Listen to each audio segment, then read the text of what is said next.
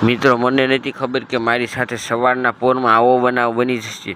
તો સવારના પોરમાં જાગીને મોઢું ધોયા વગર નાયા વગર ને સવારના પોરમાં આપણે વાડીએ વ્યૂ જવાનું હતું. એટલે આપણે ગાડીને ચાલુ કરીને એક નેવની પીડમાં ઉવાડી એવી ગઈ ને ઘડીકવામાં વાડીએ પહોંચી જવામાં વાર જ ન.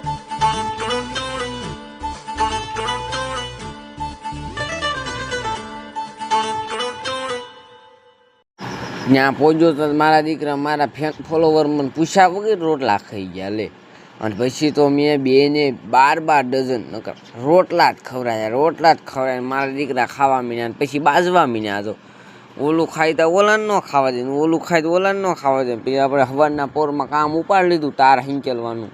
અને 10 વાગ્યા હતા, તાર થોડોક હંકેલ નાખ્યો હતો. 3 ફ્રીજે પહોંચી ગયા, ટેમ્પામાં જ પીડ્યા હતા.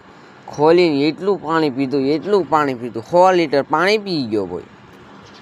અને હાસું કહું તો ફ્રીજનું પાણી બહુ ટાઢું હતું, આમ તો દાંતે નો અડાડાય, દાંતે બહુ ટાઢું. તમે કોઈ દી પીધું જ ન હોય એવું પાણી ટાઢું હો. પણ આમ તો અને પછી આપણે એ ફ્રીજનું પણ ઢાંકણું વાંચવું પડે. નગર પાછું ગેસ પીવો જાય તો વેચ્યા લઈ જવું પડે રિપેરિંગ કરવા. આપણે પછી આમ જો કપાને જોયું ને ત્યારે કપા તવડાઈ ગયો તો વીણવો પડે એવું છે. પછી પાણી પીને મેં ઢોરા હાટું કેટલો રસકો વાળી લીધો ને પછી આ બપોર સુધીમાં એટલું કામ કર્યું. આમાં શું વળે પછી પાછા ઘર ભેગા થયા ધૂમ કરતા અને ઘડીક કામ કર્યા પછી. તો મિત્રો આપણો આજનો મિની બોલ અહીંયા જ પૂરો થઈ જાય છે. હેલો પૂરું.